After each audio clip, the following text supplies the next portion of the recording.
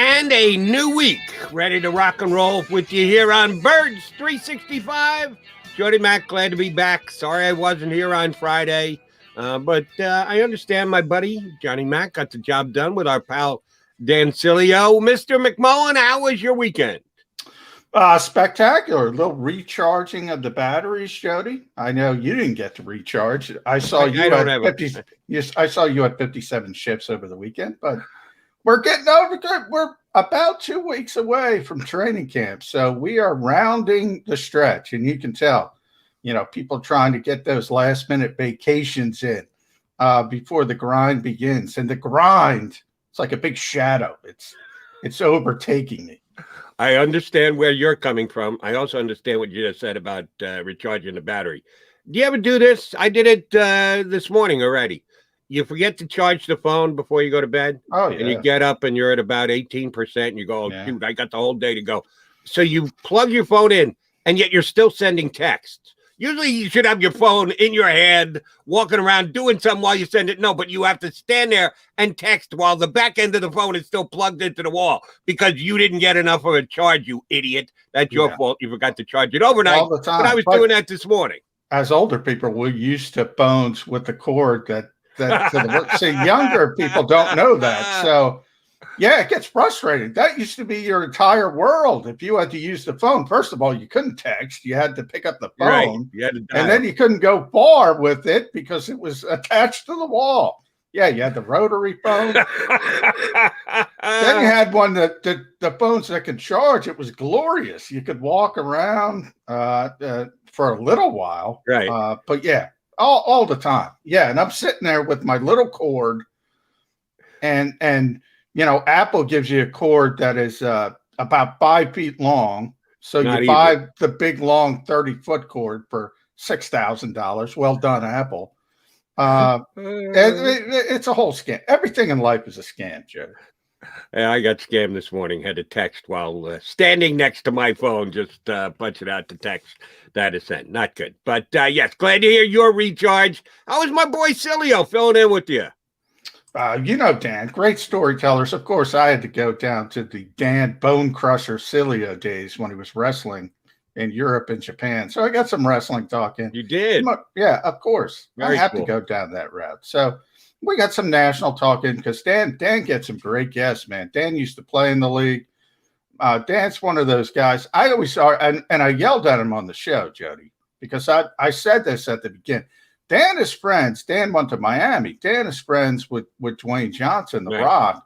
And when he started the National Football Show on the JAKIB Media YouTube channel, 4 to 6, you should subscribe. And you can watch our show, Dan's Show, The Middle, with Eitan, Harry, and Barrett.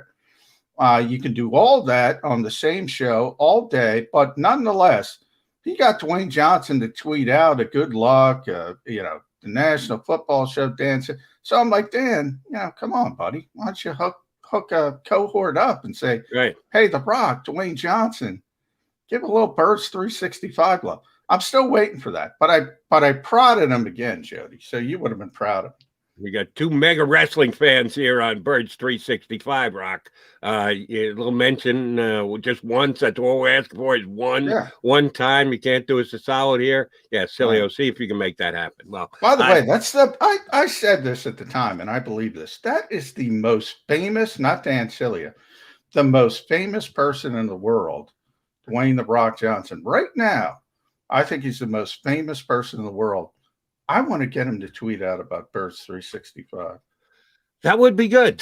See if we can make that happen. If you didn't twist Sileo's arm hard enough, we're going to have to go at it again. We'll get him on as a guest, even though he was just a host last Friday, and I thank him for filling in for me. All right, we will punch out 2 hours of Birds conversation. Martin Frank's going to join us coming up about 15 minutes from now.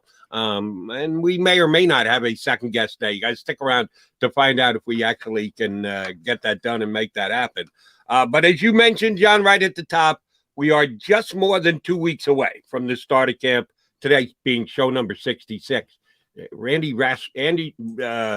What Jet offensive lineman used to wear 66? Because I don't know about you. Have you and I ever discussed this before? I used to know all the players' numbers. Like, it was a big deal. You had to know what your favorite player's number was. I don't know anybody's number anymore. I know, I can tell you how many sacks they got.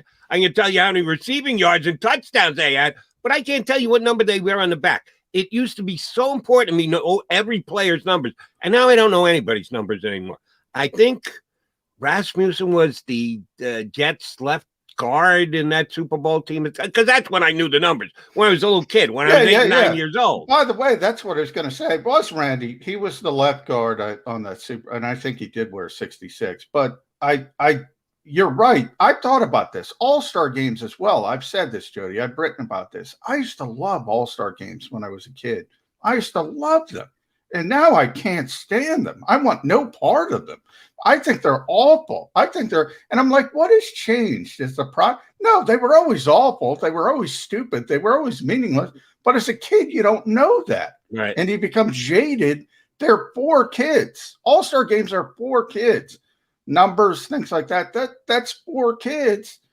As you get older, you're like, who cares? That's why people talk about Kelly Granger. I'm like, who gives a flying you know what? Who cares? I actually still do like the Kelly Green. Maybe I'm color bound. I'm still a kid, but numbers my larger point is you can like a different look of a uniform just from an aesthetic standpoint. But if you're a fan of a team, you're not going to be a fan because they change uniforms or vice versa. Or go back to uniforms. You're going to be a fan of the team. You're still a fan of the New York Jets, right? I've been my entire life. Yeah. If you're a fan, you're a fan. All that other stuff doesn't matter. And as you get older, you're like, I don't give a shit. They can wear whatever they want. Just win the damn game. That's where I am. I see where you're coming from, but at least with uniforms, I still I don't mind a very good throwback every once in a while. But numbers, you and I are on the exact same page. They just have become irrelevant to me, except for this number that it's show number 66, which means we're closing in on our first 100 shows on Birds 365. We'll count it down for you every single day. All right, I want to debate numbers with you today, and we talked a little bit about before the show started. And I know we're going to look at this differently. Nick Sirianni, who got a major compliment from Lane Johnson over the weekend. And I do want to talk about that too. But a major tenet of his, since he has been hired as the head coach, new head coach of the Philadelphia Eagles, is competition. And yes, we have both kind of prodded and poked at him a little bit because he went so far as to say everyone is competing on the Philadelphia Eagles. And we just know that's not true. There are certain players on this team that aren't competing. They are locked in to their job, to the number of snaps they're going to get, to starting, to not coming off the field if they're not hurt. There are some guys that are just stone cold entrenched in where they are in the Eagles lineup this upcoming season. But I'll suggest it's a lesser number than we're used to here in Philadelphia. And I would say even across the NFL. I don't know there are too many teams that have as many competitions, competing players in camp to start this 2021 season as the Philadelphia Eagles. I think they will have one of the most competitive camps in the entire National Football League. And here's what I mean by that. Guys that are in my estimation, and mine and yours, I can already tell are going to differ a little bit. That have no competition, that they are stone cold locked in to what they're doing this year, and their position is theirs, and there's no way they're going to get knocked from it except for injury. There are very few locks for me. Here are the guys that I say are non-compete. Usually that's a clause in a contract, but for today's purposes on Birds 365, these are non-competes for the Philadelphia Eagles this year. Defense, Fletcher Cox, Jason Hargrave, and they've got a couple other DTs, but Hargrave's going to play his amount of snaps. His contract helps to dictate that. This is a big part of the way I look at non-compete, what your contract says. And Eagles don't have all that. That's a big part of it. Right. That is a big part of it. And Eagles don't have all that many guys who have contracts that are dictating that they play. Jason Hargrave is certainly one of them. Brandon Graham. So you got three guys on the defensive line. Darius Slay at cornerback. Again, contract. He was good last year. Darius Slay was not all-world, and the Eagles traded for him. What they gave up was hoping that he would be all-world, and he was only very good. He wasn't all-world. And for me, that's it. None of the linebackers, because, somebody's going to play linebacker for the Philadelphia Eagles. But who? Depending on how they play, they could move guys around. They could play more secondary guys. The amount of snaps, we know that somebody's going to get the snaps. There's going to be linebackers on the field. But because we don't know exactly who they're going to be and where they're going to be, I think all the linebackers are competing. I think all the other cornerbacks not named Darius Slay are competing. And let me ask you one specific, and then I'll give you my offensive guys, and then I want you to give me all of yours. Rodney McLeod.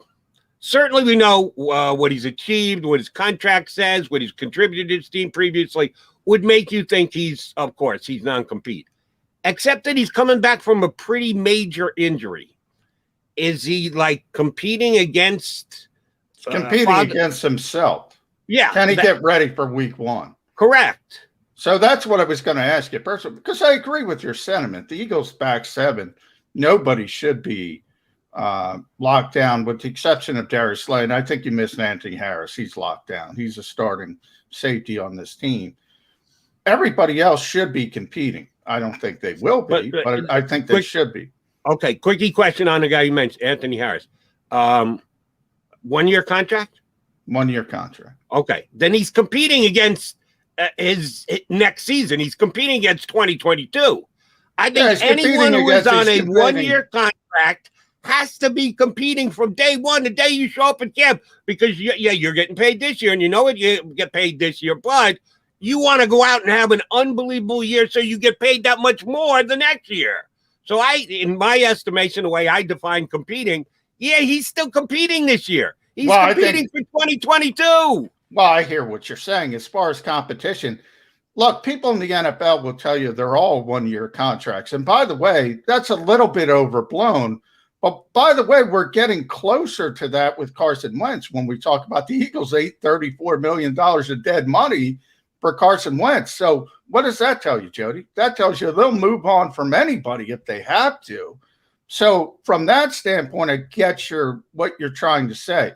Yeah, Anthony Harris wants to get back to where he once was in Minnesota when they were putting the franchise tag on him. He wants to make big-time money again. So he's competing against himself to have a good season and to have a multi-year contract and to get back to where he once was as a player. So I agree with that part. I mean, I think that's fairly obvious. I think if you talk about competition the way Nick Sirianni's talked about competition, he's talking about winning jobs. And that to me is the overblown part. Offensively, there is a stunning amount of positions locked up. I mean, there is basically no competition. On defense, other than left tackle, third receiver, look, 4 of the 5 offensive line positions are locked up. The tight end position, 2 of the receivers, the quarterback, despite what they say, the running back, because they're going to play 11 personnel. So if you look at that lineup, you're talking about 2 positions. That's it. Defensively, the defensive line is pretty set. We know that, and everything else shouldn't be set, but it is set. I mean, Darius Slay is going to play. We know that. Avonte Maddox is going to play. We just don't know where. If Steven Nelson comes in, and I think there's a good chance he eventually comes in because nobody else is giving him money, at least the Eagles can give him an opportunity. There's even less competition because he's going to be the other starting cornerback. At linebacker, Eric Wilson's going to be one of the linebackers.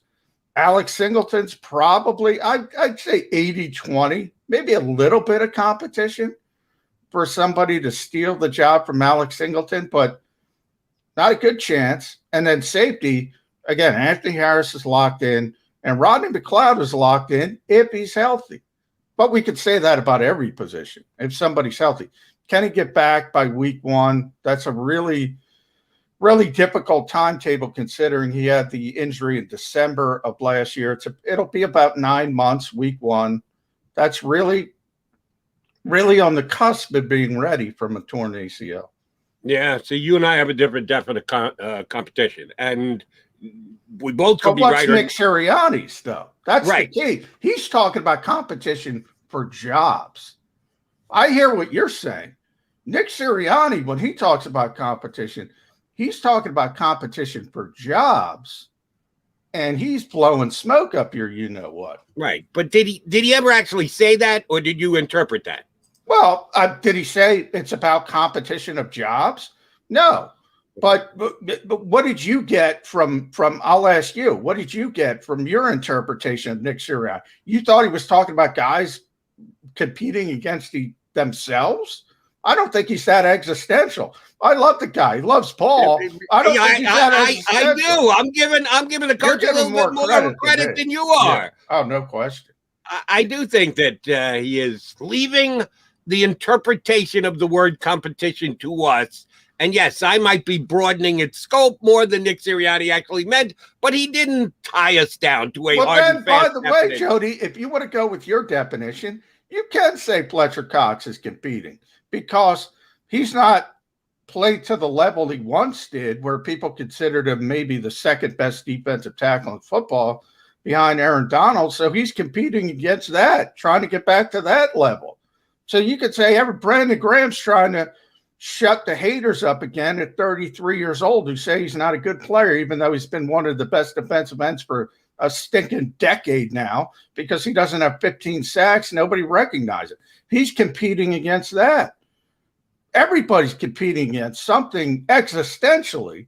I don't think Nick Sirianni was talking about that. Yeah. Again, it all comes down to where you draw the line in the sand for your definition of competition. I'm not drawing it that far down to everyone. The Birds have 90 guys on the roster, all 90 of them are competing. No, I don't agree with that. But there's very few that in my mind actually are. There are some. Fletcher Cox is one. I don't believe Fletcher Cox is competing against himself. That far, I'm not going to go. Only with a guy who's coming back from injury, like a Rodney McLeod. I think he is kind of competing against himself. But there's got to be more than just, I want to be a better player, so therefore I'm competing against myself. No, Rodney McLeod is only on that list because he's coming back from an injury. Same thing with Brandon Brooks. I consider him a guy who's competing because he missed an entire year. When you miss an entire year, you're coming back, you're competing. Even if it is against yourself, you must prove to yourself and the team that you can even play. Now, everyone works under the assumption that he's going to come back and be close to the level that he was at before he got hurt, which is one of the best right guards in football, if not the best right guard in football. But we got to see it. And they're, at least in camp, when they show up just over 2 weeks from now, I think you do have to show a little something, and something you have to compete. I would say this. I've been around a lot of football guys for a long time, Jody. I once asked Doug Peterson, Martin might have been there. We're going to have Martin Frank on after the break. I once asked Doug Peterson about the butterfly effect. He didn't know what the hell I was talking about. Football guys are football guys. They're not existential, Jody. Nick Sirianni, you're going way too deep for a guy who loves ball like Nick Sirianni. He's talking about competition, and there's not a lot of competition. There probably should be more competition, especially on the defensive side of the football. And there isn't. And by the way, I will say this, though, Jody. Last thing. If you have a lot of competition on your football team, that says one thing. You don't have a very good football team. So that's the positive spin. Well, but I'm only looking at it from 15 days from now when they show up in camp. Competitions could be won pretty quickly. Even in camp, surely when a couple of preseason snaps are had prior to the season, and then week number one. By the time we start week number one, a couple of the competitions that I'm saying are actually in place that most people may disagree with could already be won by that point. 2 or 3 weeks into the season, they could be won. I think the amount of competitions can shrink on a week in, week out basis during the regular season. But I think you are truly underselling the emotional intelligence of the head coach of the Philadelphia Eagles. I think you're selling Nick Sirianni way short here, McMullen. I'm sorry about that. I was sticking up for my guy Nick. I think, and there's a butterfly effect to doing that, but Nick Sirianni or Doug Peterson wouldn't know that. Yes, there is. See, there you go again, taking another shot at Sirianni. All right, fine. He'll remember this, McMullen. It is McDonald and McMullen here with you on Birds 365, the Mac guys. As John already alluded to it, Martin Frank's going to join us coming up next. Now, he's a guy who's got emotional intelligence. I'm very much looking forward to bringing Martin Frank into it. He's next here on Birds 365. I get scared sometimes. Of a lot of things. Joining in. Decisions. The dark. The dark. But I once heard someone say, But as I always say, it's okay to be afraid. as long as you face the fear. And keep moving forward. Wherever you are in life, count on the name trusted in insurance for over 80 years. Independence Blue Cross. The savoring taste of a good bag of beef jerky is so enjoyable at any time of the day, as long as you can find it. Here's what we suggest. Pure Bull Beef Jerky is our answer, and soon it will be yours. Locally produced in the Philadelphia region, this high-quality, healthy protein snack is easy to secure. Go to steersnacks.com, and you'll see hot garlic, tropical heat, Pure Bull dry rub, and our favorite, Huck and Fod. What's that? Huck and Fod. Go now to steersnacks.com. Welcome to the Wildwoods, the perfect place where you can safely do everything or nothing at all. Catch a wave, take a nap, go for a drive, grab a bite.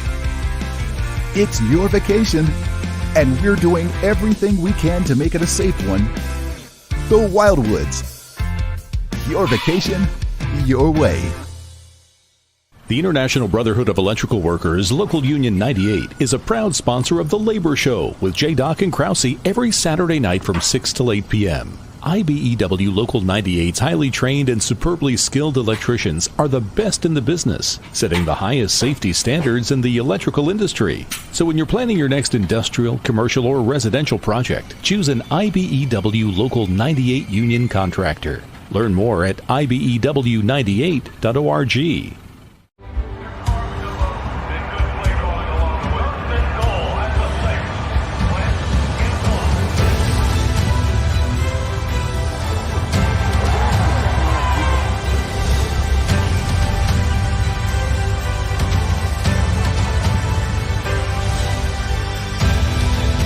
Field of life, First Trust Bank is there for you. Champions on three. 1, 2, 3. Because Philadelphia dreams deserve a Philadelphia bank. This is a key. It's a family tree. It's a pair of wings. It's a secret handshake. And a ticket to anywhere in the world. It's more than a uniform. It's the door to a world most people only dream of. There's Strong, and then there's Army Strong. Try it on at GoArmy.com.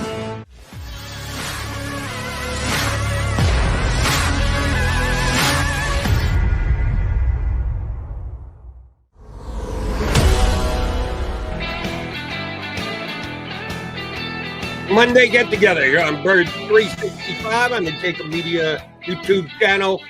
John McMullen, Joe to McDonald, your Mac and Mac guys, who try almost every single day to bring in emotional intelligence. Well, we've achieved our goal today, because joining us right now from down in the first state is our buddy Martin Frank. Martin, Joe to Mac and Johnny Mac here. How's your summer going? It's going pretty well. Been playing a lot of rock, paper, scissors, trying to get ready for training camp, keeping the competition going as much as possible, finding competition. There we go, Martin. Whatever little games I can play, just to keep myself sharp. And there's what Jody was talking about, the emotional intelligence. I saw you popped on while we were having that discussion about competition, about Nick Sirianni.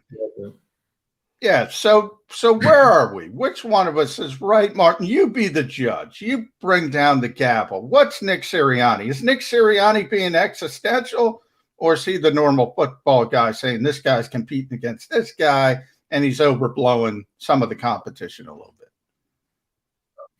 Well, he's overblowing a lot of it sometimes, but it is kind of funny because you have to have competition, I guess, in training camp, or at least bring that kind of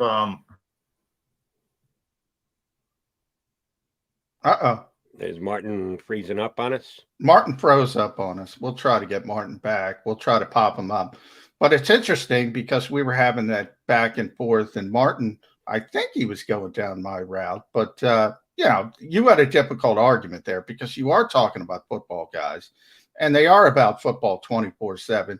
And when they talk about competition, they're talking about competition, holding off this guy, holding off that guy. And by the way, when you say I'm criticizing Nick Sirianni, not really. He's like everybody else, Jody. Every other coach in this league preaches the same thing. He just went really far with it when he went, I think, a little bit probably too far with it, especially you start with the quarterback. You start with Jalen Hurts. I mean, look, Jalen Hurts is a second-year player with 4 career starts. He probably should be competing against somebody for this job. However, the Eagles don't have somebody in a position to push him anyway. So it becomes a situation where we all know who's going to be the week 1 starter anyway. And that's the kind of stuff I'm talking about. But you could argue, hey, you got to push the kid. You got to push him. But I think he has that in him anyway. Right. The difference between you and I is a competition. You're looking at week 1. Yes, I agree. Jalen Hurts is going to be the starter week 1. Is he going to be the starter all 16 weeks? No. That he's not locked into. No. If there is the possibility he could be replaced, well, then I think that person, as soon as camp opens up, should be in competition. They should look at it as a competition. There's very few guys that are going to start week 1, week 17, and every week in between, no matter what their level of play. That's the way I'm defining competition. You certainly have it different, and we're debating on how the coach defines it. Well, Carson Wentz proved that, Jody. I mean, Carson Wentz played himself off the field. So anybody can play themselves off the field. But I guess the point is the Fletcher Coxes of the world, the Carson Wentzes of the world. They had a long rope. You got to play really bad. You got to play to the point where you're expected to be a top 10 player at your position, like Carson Wentz was, and all of a sudden you're the worst player at your position, and then maybe you get pulled off the field kicking and screaming. So from that standpoint, yes, anybody can play themselves off the field. Martin Frank has played himself back on the field, I believe. We got a smiling face. So there's Martin. Chime in with your thoughts on this competition. All right. Well, I think you have to look at the competition as kind of like a 2-year thing. I mean, you mentioned Jalen Hurts. Yes, he's going to be the starting quarterback week 1, but in a sense, he's like competing against someone the Eagles might want to draft in 2022 at quarterback in the first round. I mean, if he doesn't play well this year, they're going to draft a quarterback, and he won't be the guy.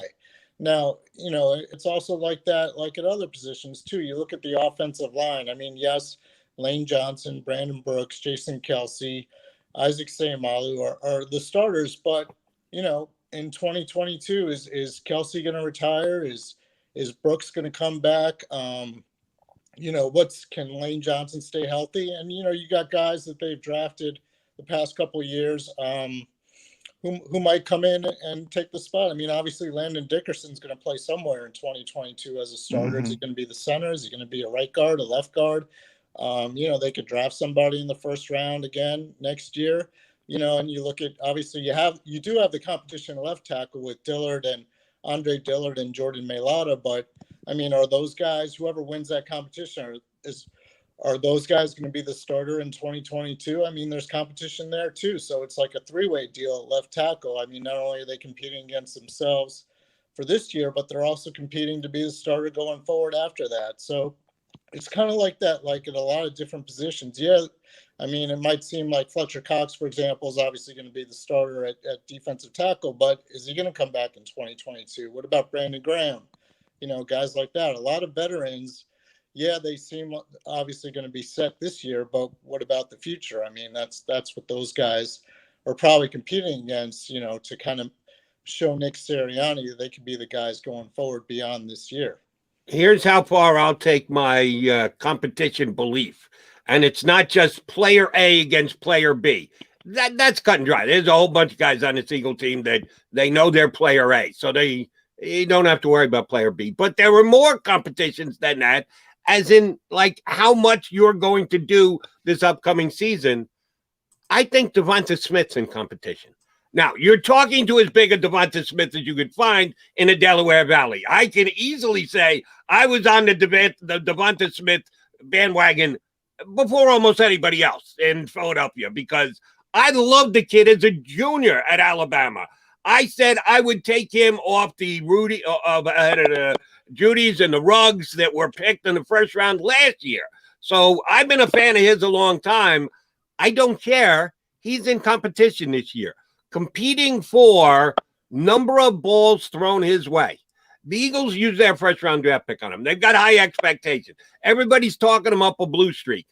But Jalen, he needs to come in and prove that he's worthy of having the ball thrown his way 100-some-odd times this year. And the more that he does in preseason, the more that he leads up to the season, the more he does once the season starts, that number is going to grow. I think the Eagles are leaning toward him being their number one guy and are planning on. But if he comes in and he doesn't live up to their internal expectations, he's not going to get the ball as much as maybe some of us think. So I would say even that Devonta Smith is competing. He's competing against the coach's expectations. Is that a fair way to look at it, Martin? It is, but then you also have to look at the alternative. I mean, if he's not getting 100 balls thrown his way this year, I mean, they're in pretty big trouble. I mean, unless Rager shows that he's, could be the guy. Beyond that, I mean, you got a lot of question marks. I mean, obviously Dallas Goedert's going to get a lot of balls thrown his way and everything, but Devonta Smith, I guess, is in competition in that point of view. But if he can't handle it, I mean, they're in big trouble because that's 2 years in a row they drafted a wide receiver in the first round, and if they can't come through, I mean, I don't know what you do after that. I mean, you pretty much have to sign every expensive free agent you can and make a trade. I mean, technically he is in competition, but if he can't win that competition, they're in big trouble. All right, Martin, I'm going to throw one at you that nobody talks about. Certainly a guy who should have competition that doesn't have competition, and that's the punter of this team, Aaron Cepas. And people go, we have 2 hours to talk about this minutia, so we're going to talk about it. Nobody talks about the punter. Never punted in an NFL game. Right. Now, I know you and I, Martin, we used to talk to Dave Bipp, and we used to ask Dave Bipp questions about why doesn't Jake Elliott have competition? Why doesn't Cam Johnston have competition? And he would say, well, they're competing against everybody else in the league in different cities. If they don't perform their job, we'll just bring somebody else in. But there's a big difference from somebody standing right next to you every day on the practice field, maybe booming a punt while you're shanking a punt versus, okay, maybe somebody in Detroit who's not going to be the main punter is all of a sudden playing pretty well in the preseason. For a coach, for a team, for an organization that preaches competition, how could you have Aaron Cepas and say, oh, here's your job, Aaron Cepas? Who the hell's Aaron Cepas, Martin Frank? I agree totally. I mean, and what about Jake Elliott? I mean, he's coming off the worst year of his career. They didn't bring in another kicker, as far as I can tell. No. I mean, I don't know. I don't get it. I mean, it is possible they could get somebody. If those guys aren't doing the job, they can get somebody up, off the waiver wire. I mean, that's how they got Jake Elliott in the first place. He was on the Bengals squad, right? Yes. Up there, so. It's possible. I mean, I also find it curious they didn't have anybody. They didn't bring anybody in, at least at punter or kicker. I mean, you're going with, punter you mentioned, unproven, has never punted in an NFL game. And you're also going with the kicker coming off the worst year of his career. I think he missed like a 22-yard field goal, didn't he? And a couple 30-yarders. Yeah, Jake. I always Jake that Jake is great at everything. Rock, paper, scissors, golf, basketball, trick shots.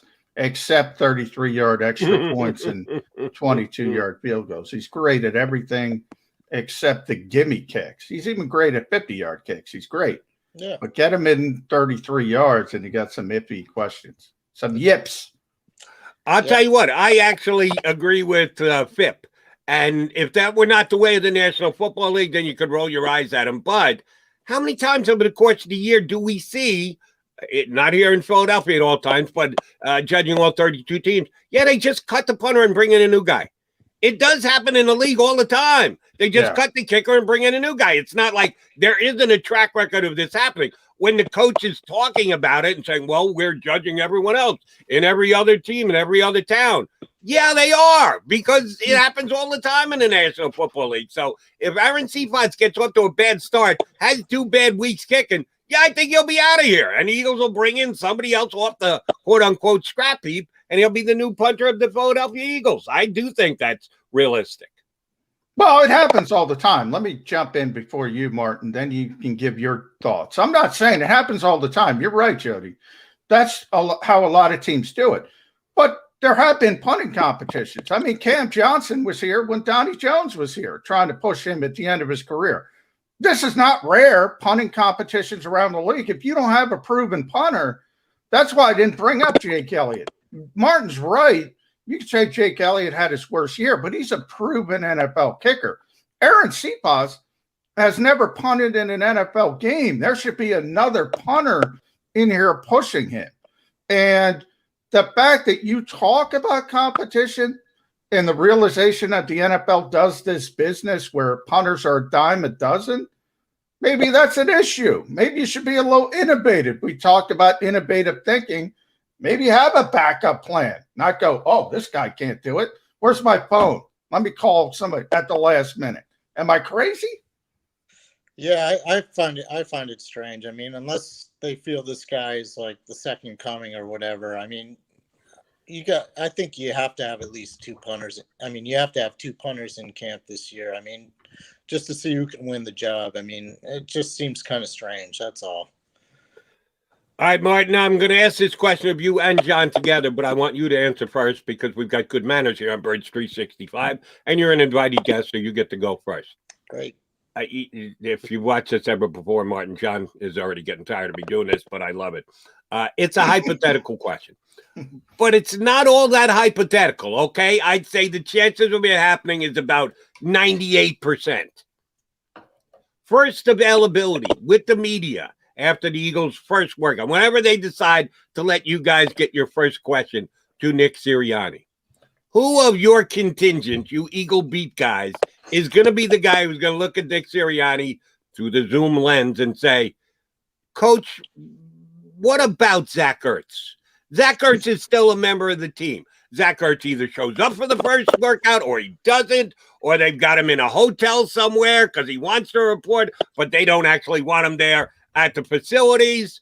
Who's going to be, which of the Eagle beat guys is going to be the one who's going to ask Nick upbeat, emotionally intelligent, competition-driven Sirianni, how about that Zach Ertz? Is he going to come in and compete for the Eagles tight end job? Who's going to be the one out of the crew of you guys that's going to actually do that to the coach? I think it'll be like one of the people who get like one of the first few questions. Could be Johnny Mack. I mean, he's usually like right up there at the beginning. Someone like McManus, Tim McManus, keep with the Mick theme going and everything. You know, it'll be one of the first questions because that's one of like the main elephants in the room is like, what's going on with Zach Ertz? Why is he still, you know, technically on the roster? Why hasn't he been traded?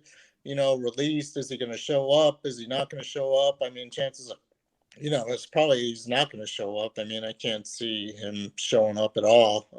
So, yeah, that's going to be one of the first questions. I mean, what's going on with Zach Ertz? Why is he still on the roster?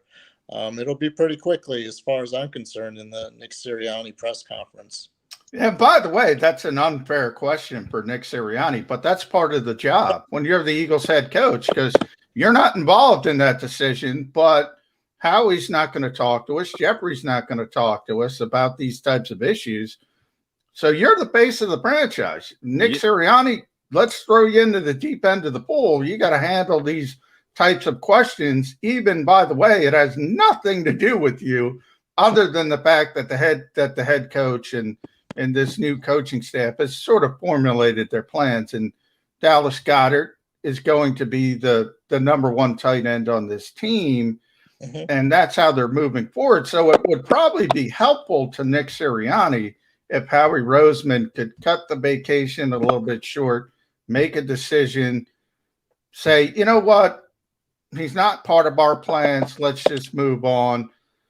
Martin, that's where I'm going to go with the next question. Is that the way Howie Roseman should handle this, or should he go the way he's going, which is, I want to win this trade at all costs. I want to win. Sometimes you have to maybe take a step back to take two forward. Is that the way you would look at it? Yeah, I mean, I think like at this point, if he hasn't made any kind of decision on Zach Ertz by now, I mean, he's probably just going to wait it out. I mean, once you start training camp, injuries happen. Yeah, there'll be a team looking for a tight end. I mean, the Buffalo Bills obviously are a team that could use a good tight end. I mean, Carson Wentz with the Colts and everything like that. I mean, something will shake itself out. I mean, the fact that Howie hasn't done anything yet, it's kind of like an indication he's going to like drag this out as long as possible, which, I find kind of curious, but at the same time, that's kind of like the way he's been doing it. So it wouldn't surprise me if this went on into like early mid-August, before something happened. I mean, I'd like to think, before the regular season starts, they would have some kind of resolution one way or the other. I mean, not only for the Eagles' sake, but also for Zach Ertz. I mean, he'll be sitting there in limbo for the past 5 months now, going back to February. I mean, it's, time for him to move on as well. I mean, I think it behooves everybody to kind of like just get this over with and everything. But yeah, if it goes into August,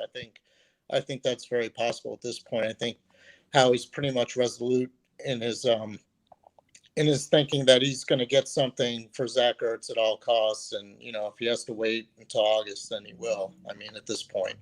All right. Well, since you went there, then I'm going to ask this question. Zach Ertz certainly made it obvious enough that he wants to restart his career somewhere else, that the Eagles didn't renegotiate his deal, that he's very disappointed in that. We do have a new coaching staff in place, so certain things can change, but the fact that Howie's still running the show and controlling the purse strings is going to bother the tight end. But he never said, and I'm not showing up. Aaron Rodgers in Green Bay has certainly hinted at, I may not show up. Zach Ertz has never gone that far. If we get to the reporting date, and then we have several weeks of camp before the first preseason game, and then several more weeks before the first regular season game, Zach Ertz has not said, I'm not showing up. What if he shows up? Do they bring him in? Is he going to get on a uniform? Is he going to go out and run some reps and take some snaps? Or are the Eagles going to say, listen, we don't really want you here at the facilities. If you're telling us you're ready to play, we're not ready to take you in. How is it going to play if Zach Ertz shows up? Yeah, I can't see that.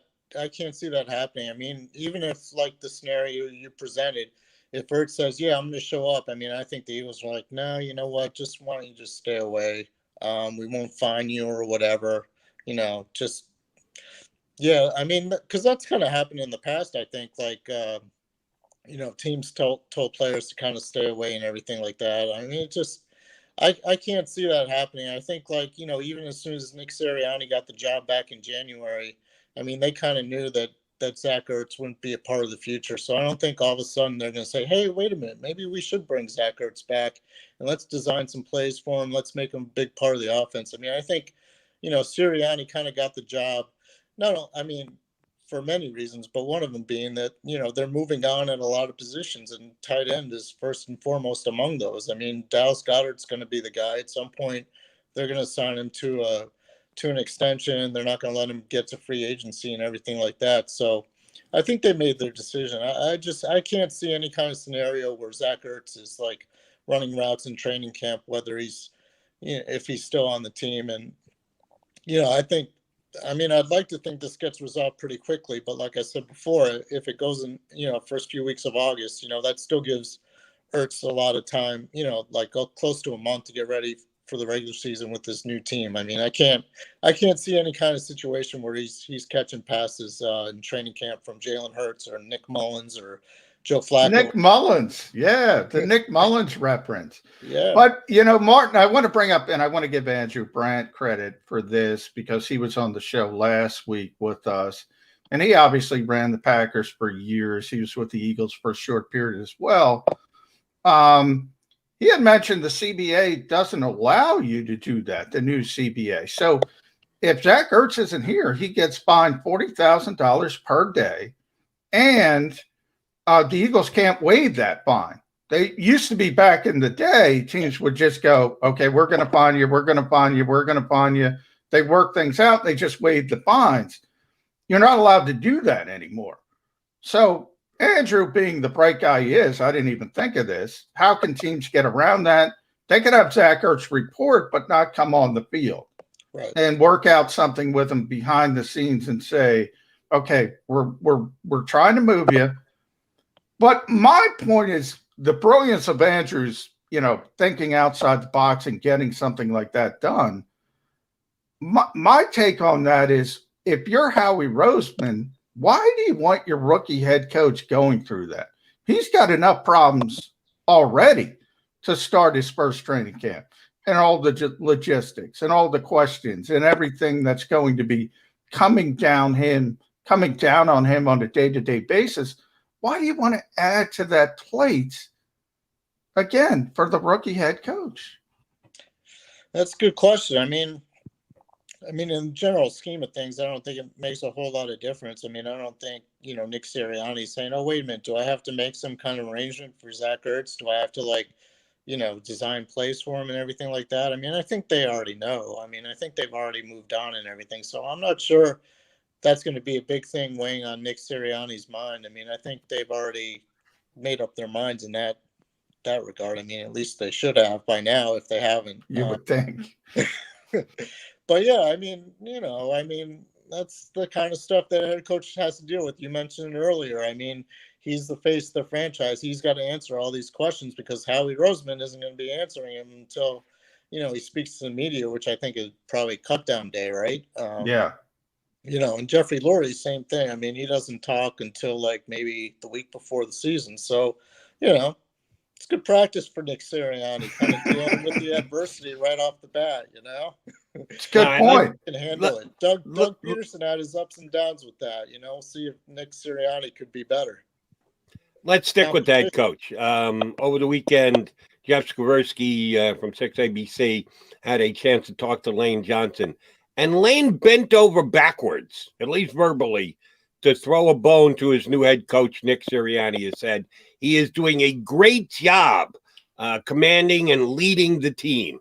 They've had a handful of workouts and practices during this offseason. It was limited shoot. It was cut back by the Eagles so they didn't have to call anything mandatory just to get the number of guys who would show up for the non-mandatories up in a negotiation with the union and the like. So I don't know how much time Nick Sirianni has actually had to show his wares, show what he's accomplished as the head coach, but at least in Lane Johnson's eyes, he's shown plenty.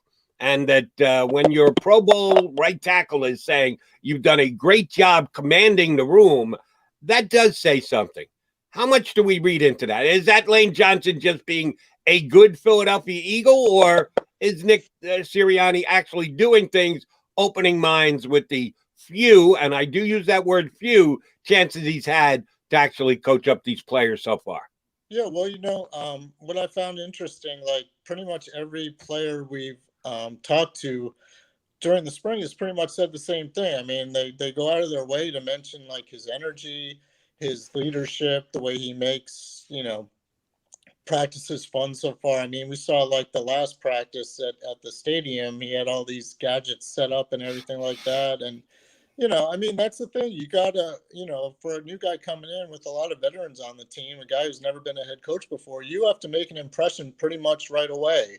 If you want to keep guys like Lane Johnson, Jason Kelce, Fletcher Cox, Brandon Graham, Darius Slay, veterans like that, they can see through, if you're real or not. If you're just a rah-rah phony type of guy, those kind of players can see through that, and then, they stop playing, and that trickles down to the rest of the team. So the fact that, guys like Lane Johnson and Jason Kelce are saying those things about Sirianni is obviously a feather in his cap, and it's a good sign going forward. If you're a new head coach, you have to make it fun. You have to be able to get these guys, the veterans especially, to buy into what you're selling, and then, pass that along to the younger guys and show them how the way that's done.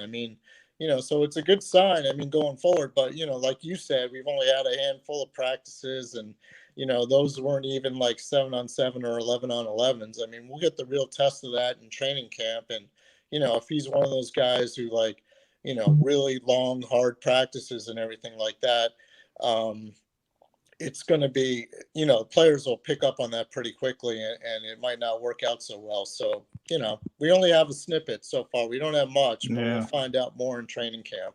All right, last one from me, Martin, and we're about 2 weeks out. So everybody bookmark DelawareOnline.com to make sure you read Martin Frank leading into training camp and throughout training camp. It's getting too close for me, Martin. So little inside baseball here with our buddy Bob Groats. What's the hard angle of training camp? What are you most looking for? Give me one storyline you're most looking forward to covering that's interesting to you.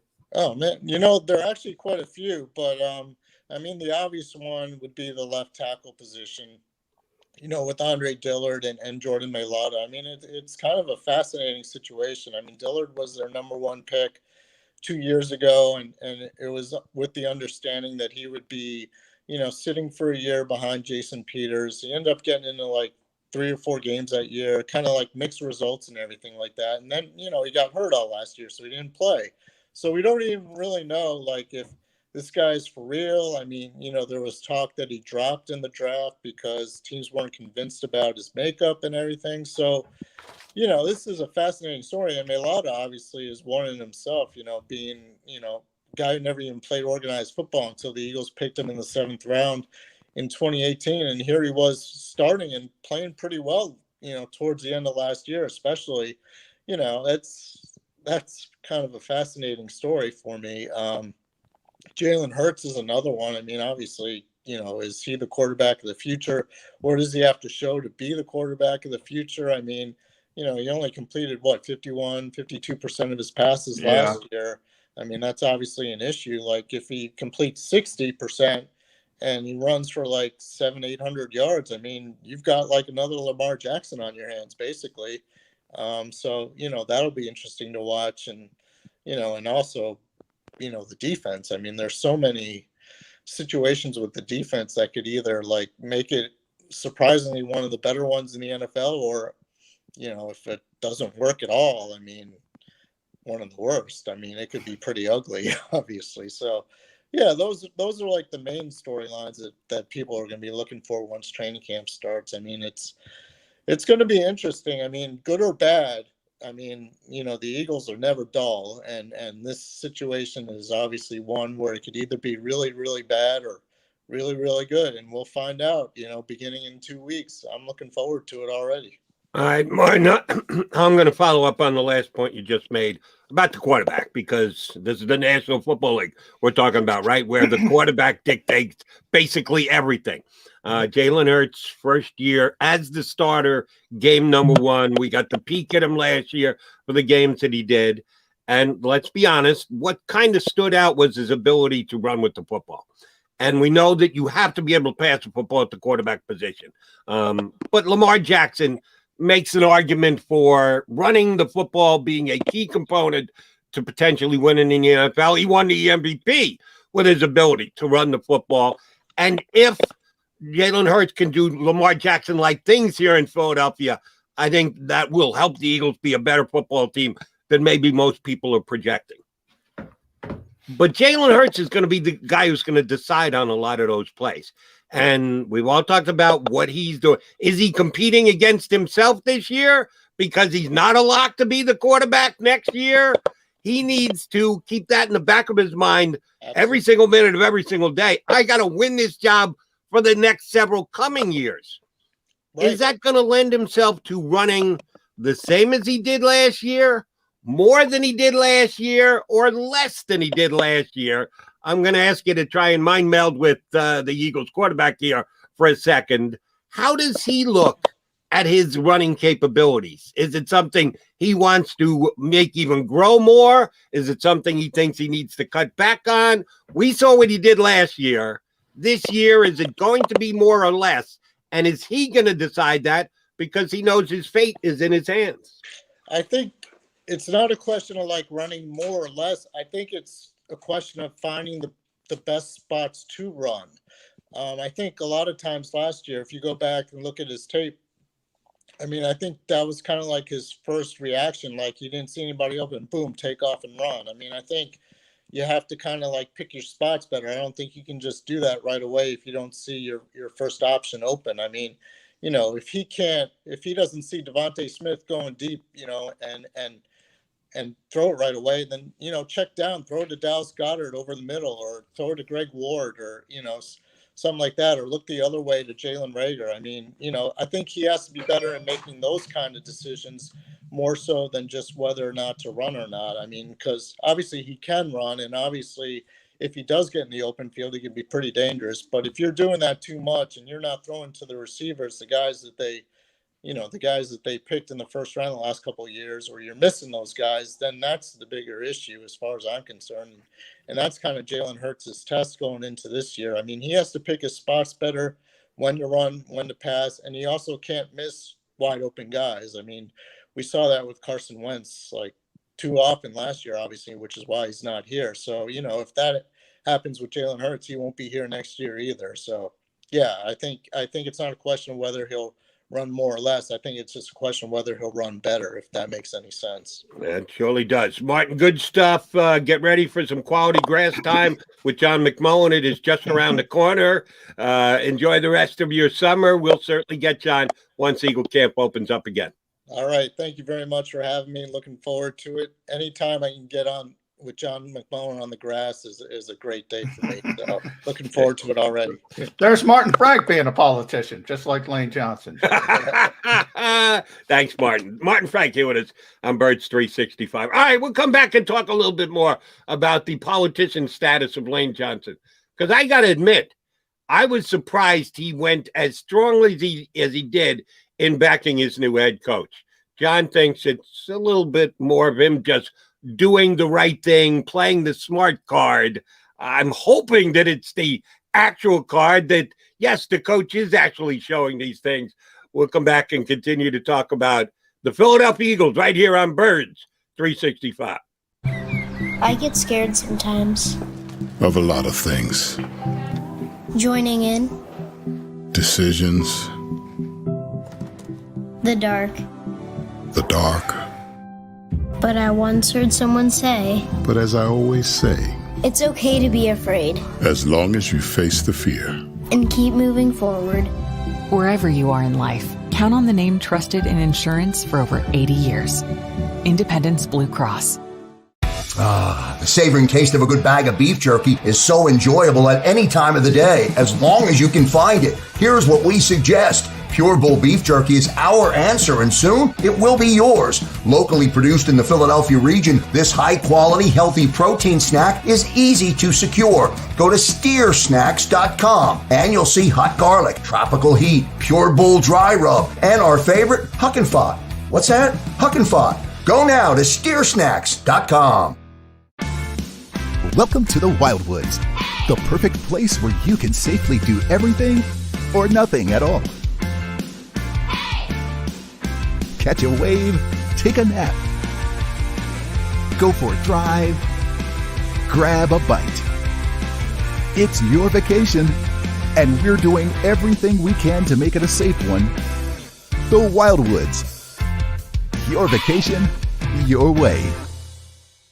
The International Brotherhood of Electrical Workers, Local Union 98, is a proud sponsor of The Labor Show with J. and Krause every Saturday night from 6 till 8 p.m. IBEW Local 98's highly trained and superbly skilled electricians are the best in the business, setting the highest safety standards in the electrical industry. So when you're planning your next industrial, commercial, or residential project, choose an IBEW Local 98 union contractor. Learn more at ibew98.org.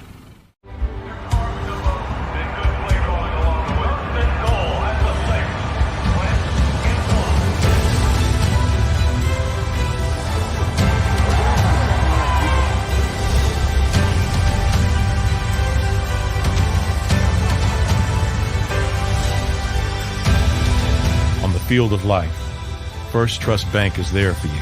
Champions on 3. 1, 2, 3. Because Philadelphia dreams deserve a Philadelphia bank. This is a key. It's a family tree. It's a pair of wings. It's a secret handshake. And a ticket to anywhere in the world. It's more than a uniform. It's the door to a world most people only dream of. There's Strong, and then there's Army Strong. Try it on at GoArmy.com.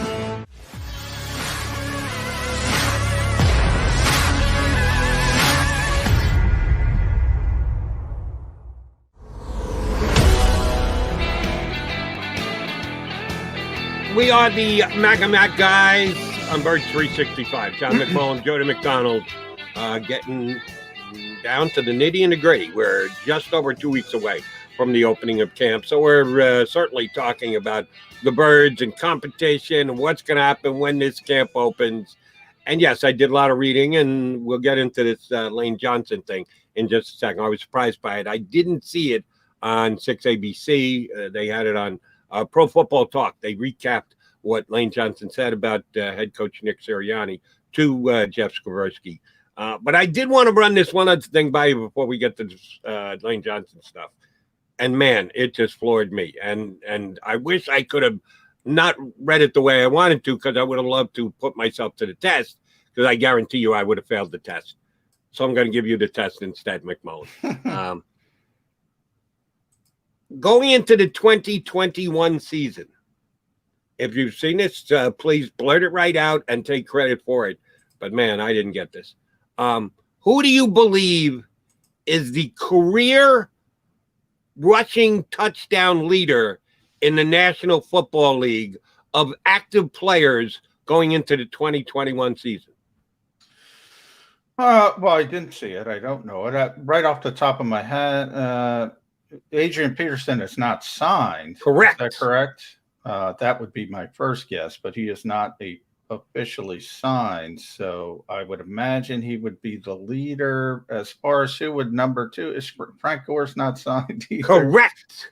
Who the heck would it be? Yeah, you're stumping me right off the bat.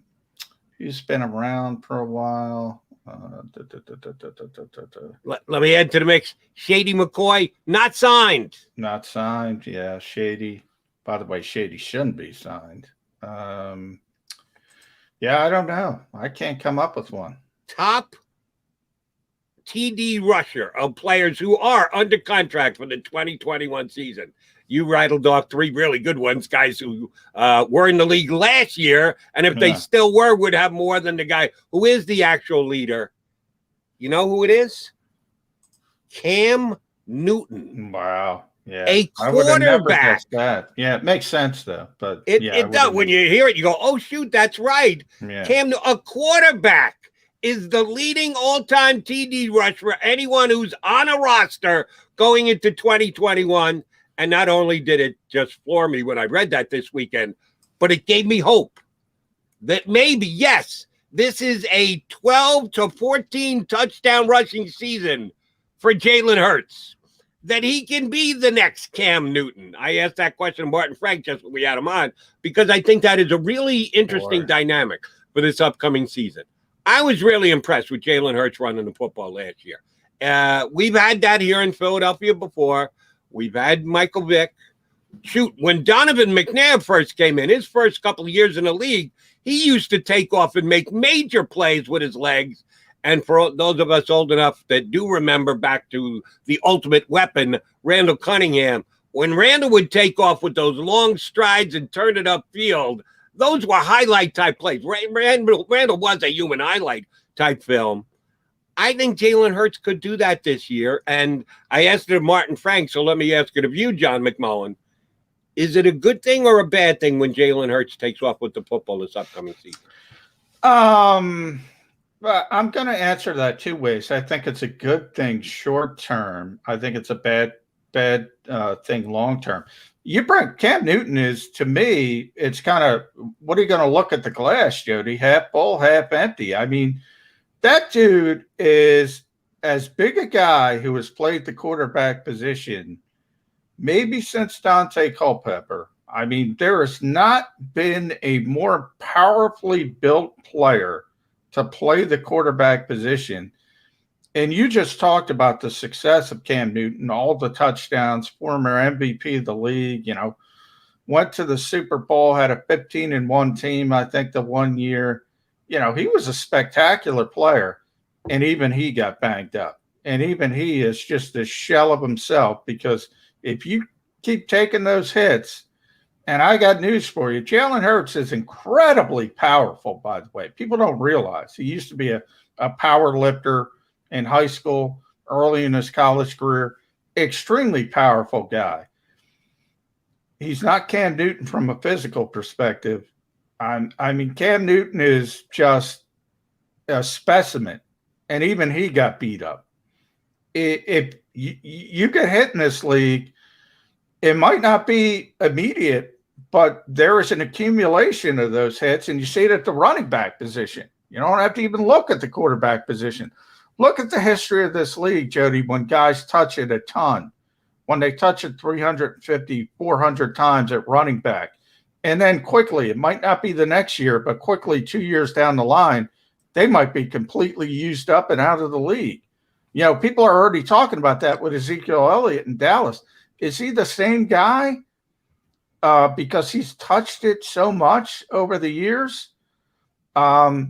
It wears on you. That's my concern long term. And I always talk about it's a ticking time bomb. And people say, Lamar Jackson doesn't get hit.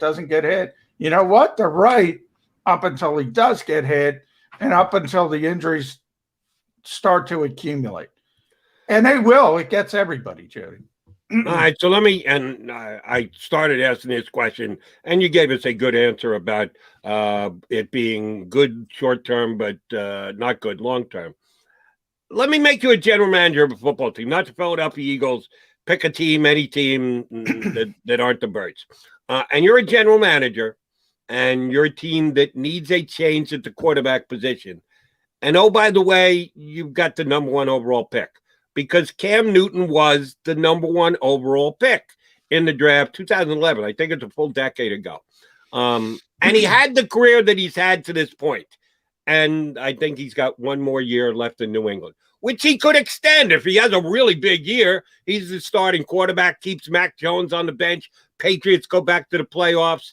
Even if he's not staying in New England, he'll extend his career for at least 1 more year, at least as a backup, if not a starter somewhere else. So I get it that the whole book on Cam Newton is not written yet, but the majority of it is. If you've got the number 1 pick and the football gods tell you as the general manager of team X, Y, or Z, if you take this player in the draft, he will give you Cam Newton's career. Cam Newton's career being what it is, the accomplishments being the accomplishments, MVP award, Super Bowl appearance, the X amount of yards, passing, running, and everything.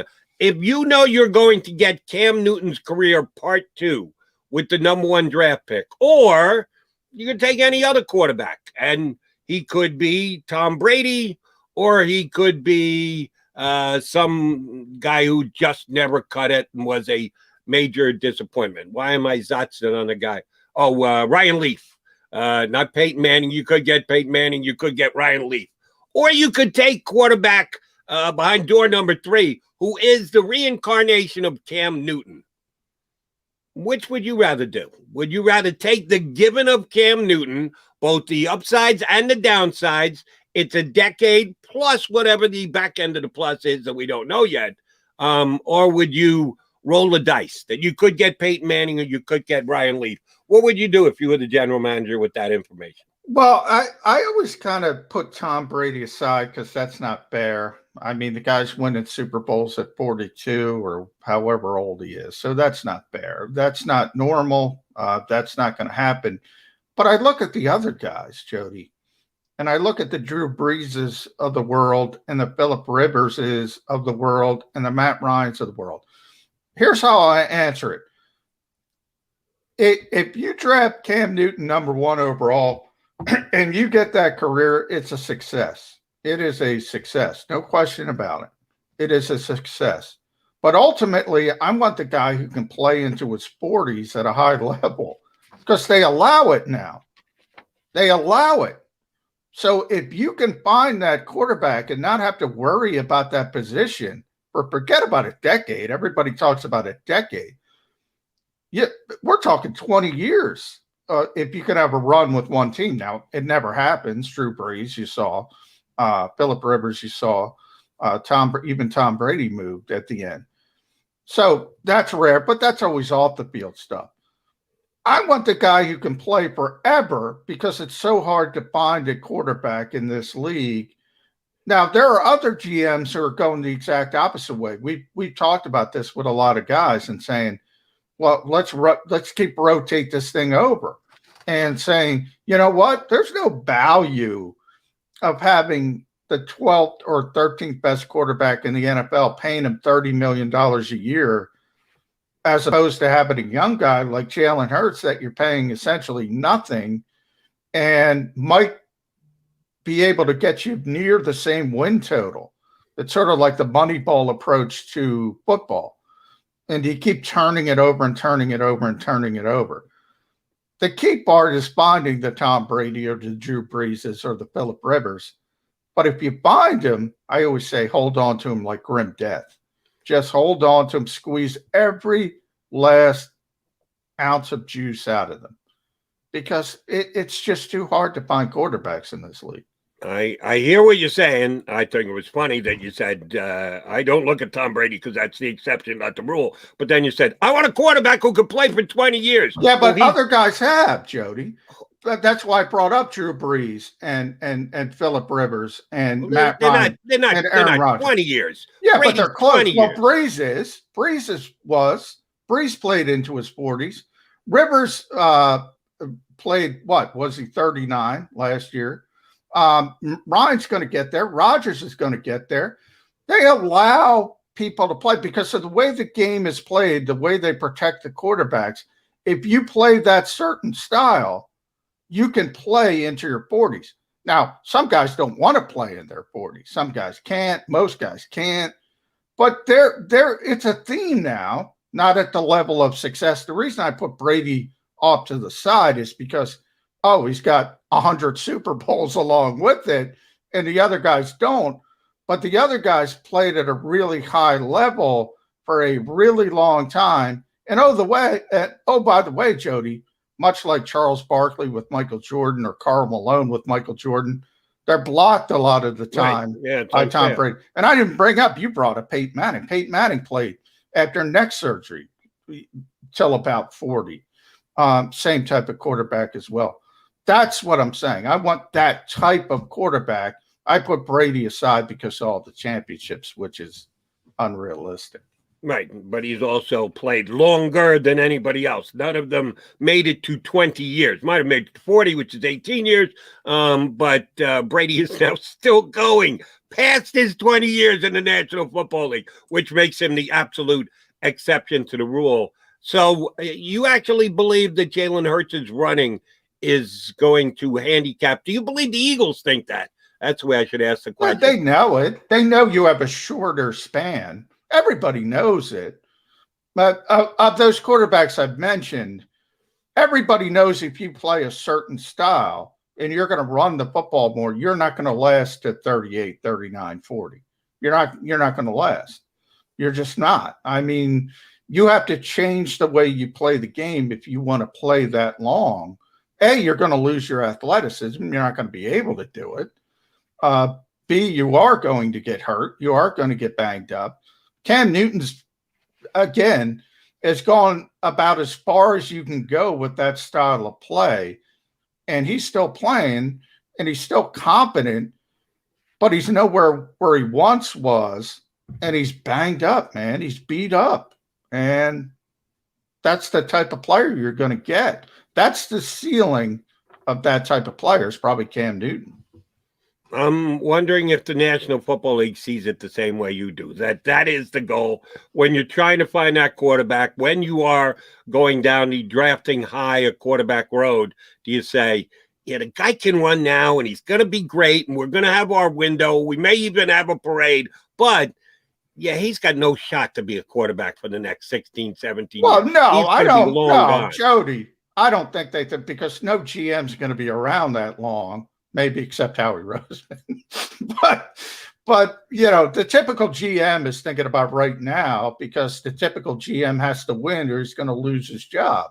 The vast majority. So I'm not saying they're thinking long term. If you're asking me philosophically, I just want that position taken care of for 20 years. So maybe I'm talking more like an owner, actually like a GM.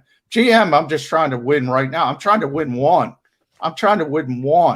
So that's where I bring up the short shelf life may not be as important. A lot of GMs, that's why I mentioned the turnover. They're saying, well, I don't want to pay.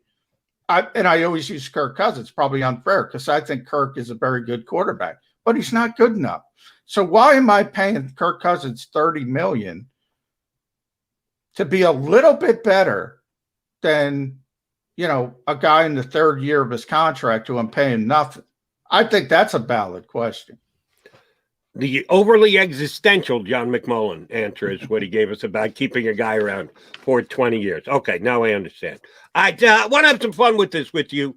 Our buddies over at Bleeding Green Nation, not Brandon Lee Gouton, but John Stolness did this about a week ago, 4 or 5 days ago. They had it up on Bleeding Green Nation, and I wanted to see your order of it. The kind of list we put together a couple of weeks before camp opens. We've got to talk about something. And yes, the Eagles aren't on the field. Yes, Zach Ertz is still on the roster. Yes, they have not signed Steven Nelson yet. All the things we're expecting to happen that haven't happened yet, that may happen over the next 2 weeks.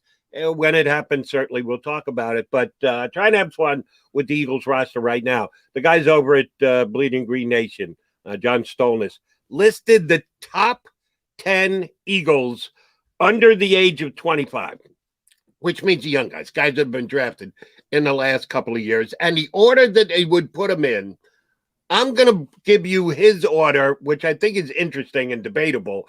And then I'm going to ask you to either move guys around, move them up, move them down, like exactly where they are. At number 10, he's got Kenny Gainwell, which is intriguing into itself. That's awful. You don't have 10 better players than a 5th round pick. A 5th round pick who's never taken a snap in the National Football League. He's got him at number 10. Okay. That's not good. Number 9, he's got Jordan Mailata, who may very well be the starting left tackle. And I think that's even intriguing that they're right next to each other. One guy who might not make the team. Yeah, I think he's going to make the team. I'm not saying my opinion is he's not going to make the team, but there's a chance he doesn't make the team. He's not a lock as a 5th round pick. Mailata might be the starting left tackle, and they're 9 and 10, which is very interesting. J.J. Edwards at number 8.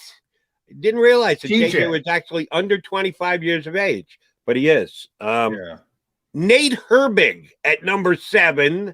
Who filled in some last year. I would say not a disaster, but didn't wow me that I said, damn, he's going to be chasing somebody's job next year. He's a reserve, but he's not a terrible reserve. Jalen Reagor, number 6. Again, 2 guys very close to each other. Jalen Reagor, 1st round pick.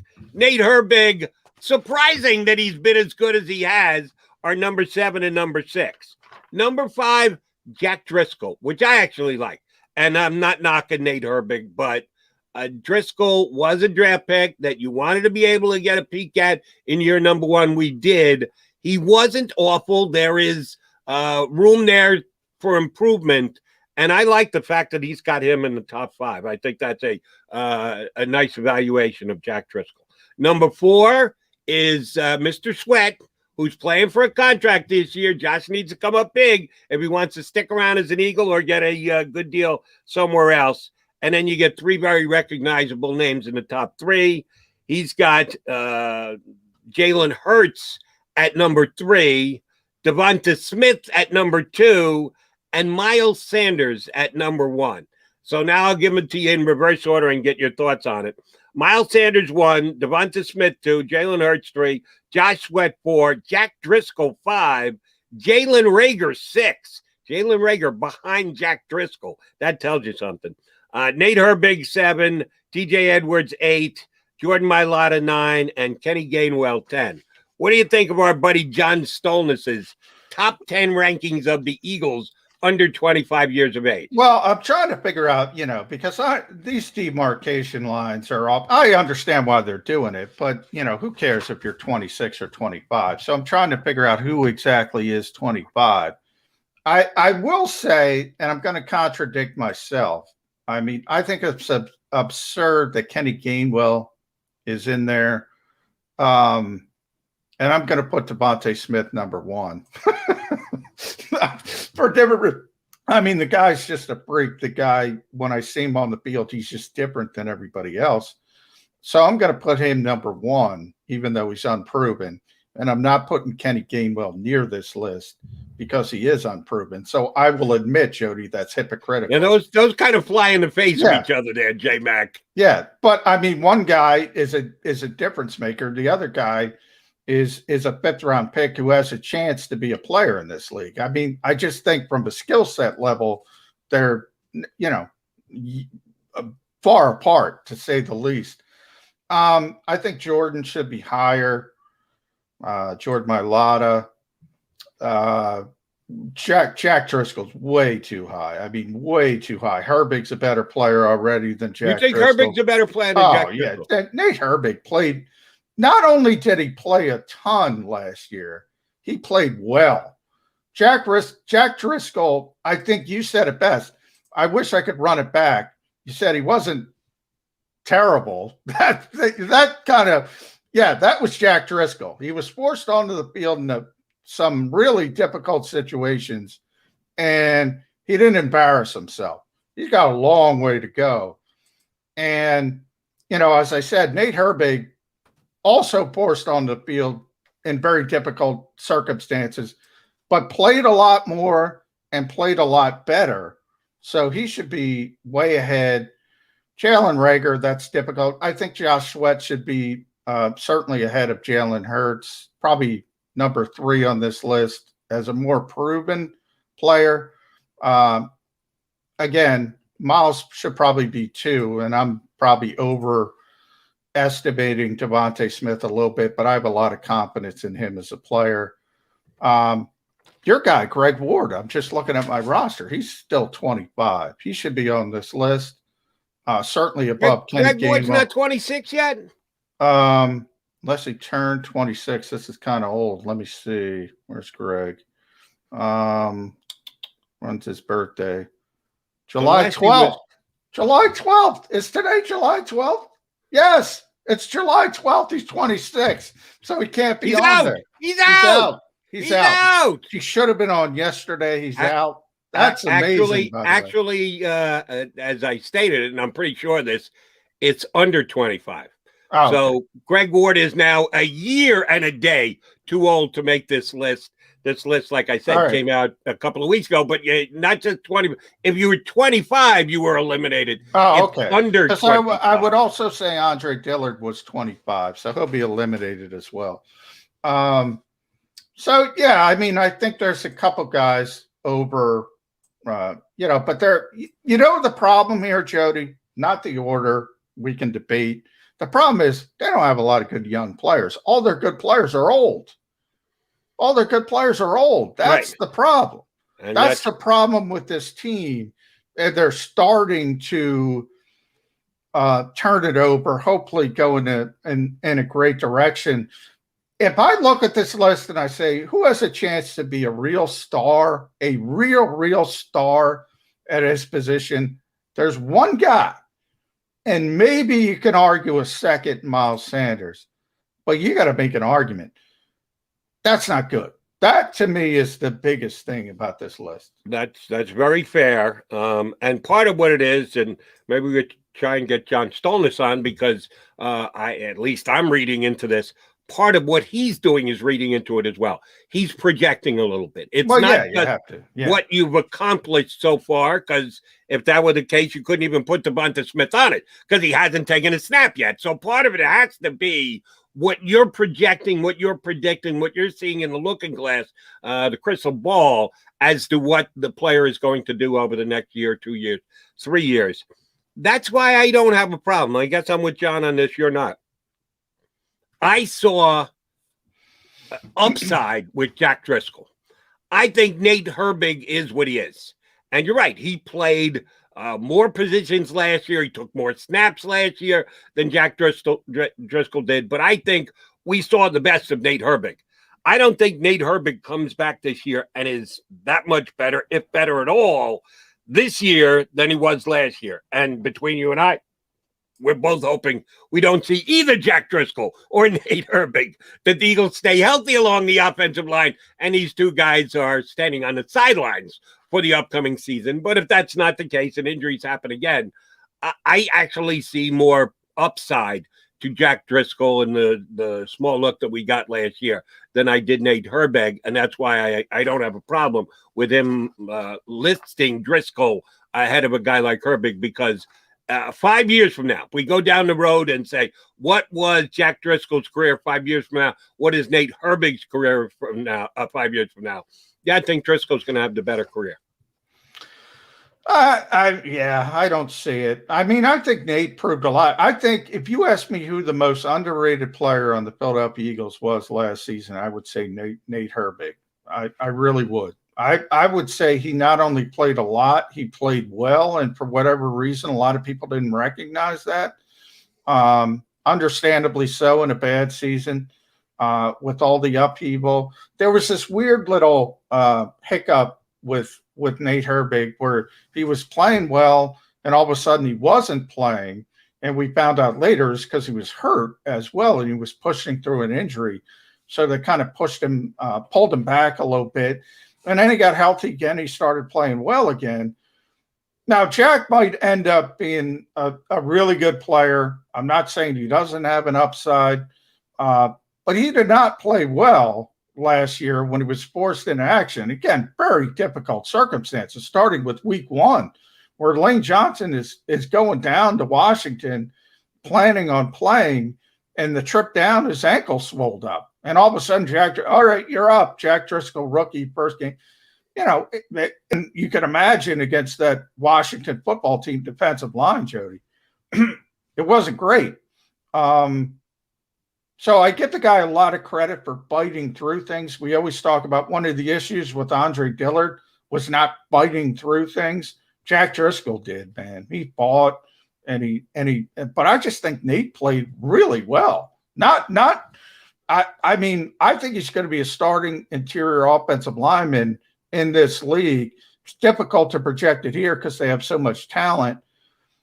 And ultimately, he can play all 3 positions. I know I was just reading John's. I just pulled it up. He's talking about Jack Driscoll's versatility. Nate Herbig's far more versatile than Jack Driscoll. I mean, Nate Herbig can play all 3 interior positions. Jack's a right tackle. I mean, he can play right guard. He's not going to play on the left side. So I think he's more versatile as well. I think this is one of those things where we always talk about pedigree versus production. You know, Jack's the draft choice. Jack's supposed to be better. Nate was an undrafted rookie, wasn't supposed to make an NFL team, and all of a sudden he starts developing. I think Nate Herbig's a really good player. Okay. I do agree with you that if you're talking about versatility drives today, Herbig was the more versatile of the 2 players, and I think he'll be the more versatile of the 2 players going forward. But last year, and I don't know how much coaches film you got a chance to break down. I didn't. I just watch them on Sunday afternoons on TV like everybody else.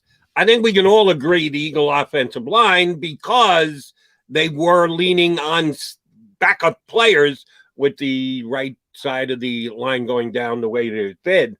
The offensive line wasn't as good as it needed to be last year. Carson Wentz was bad, flat out bad. I don't know how great Doug Peterson's play calling was, but a big part of the Eagles' offense struggle was backups were playing along the offensive line. And I don't know anybody who would say, yeah, no, the offensive line was a strength of the Eagles last year. No. And all those backups were as good as the starters. No, they weren't. And we all know they weren't.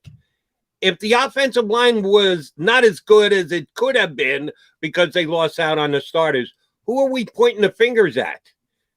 Jack Driscoll, Herbig, who didn't, at least, and again, expectations needed to be dropped when the players got hurt, but who didn't get the job done on the Eagles offensive line? Well, mostly everybody was forced to play with the exception of Nate Herbig. So the Driscolls of the world, Matt Pryors of the world did not play well. Obviously, Brett Toth in limited, obviously, opportunities.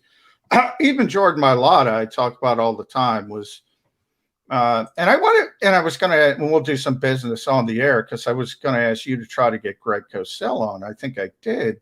You know, Greg's one of those guys who breaks down film better than anybody, and he's one of the few guys because Eagles Nation will come after you if you say anything bad about Jordan Mailata. He's one of those guys. You know, Greg said, last 4 games he was not good, and if you put on the film, he was not good. So I think there's a little overrated aspect from that standpoint. Nate Herbig, and I'm just pulling it up, Jody. Not that they're the be-all, end-all. We talk about Pro Football Focus a lot. Nate Herbig, I'm trying to get his grade that they gave him. 13th best offensive guard in the entire NFL. 13th out of 80. 13th out of 80, That's Nate Herbig. Jack Driscoll obviously didn't play enough, but he's way down amongst the tackles. Yeah, I mean, if you put on the coach's film and look at those 2 players and you come up with Jack Driscoll's better than Nate Herbig. Now, you talk about evaluation, that's part of it. Can he become a better player? Does he have more physical gifts? That's an argument I'll listen to. Not even close last year. Not even close. I'd be real interested. I got John McMullen's opinion. I got Pro Football Focus's opinion. You know whose opinion I really want and need to be able to decide this? The Eagles offensive line coach. He can pretty much decide. And now he's got to coach both players this year. So I don't know. Yeah, he's not going to answer the question on the record. That's pretty much a given. But then let me put it to you this way, Mr. Burge reporter. Can you get the Eagles offensive line coach off the – and I know we're now living in a COVID world and everything is done on Zoom, but prior to last season, when you actually could talk to coaches, get them in a corner, in a locker room, ask them a question, off the record, is the Eagles O-line coach the kind of guy who would shoot straight with you and go, not for its attribution, but let me tell you this, is he the kind of guy who you could get that out of? The one guy who will tell you the truth of all the coaches I've met is Jeff Stoutland. Now, he'll tell you in his way. He's not going to say player A is better than player B. So if you frame it like that way, you're just going to get a nasty look and a scowl, and he's going to rip you to shreds. What you do get is his honest opinion about a player. One of the reasons I'm more tempered on Jordan Mailata than a lot of other people is because of Jeff Stoutland.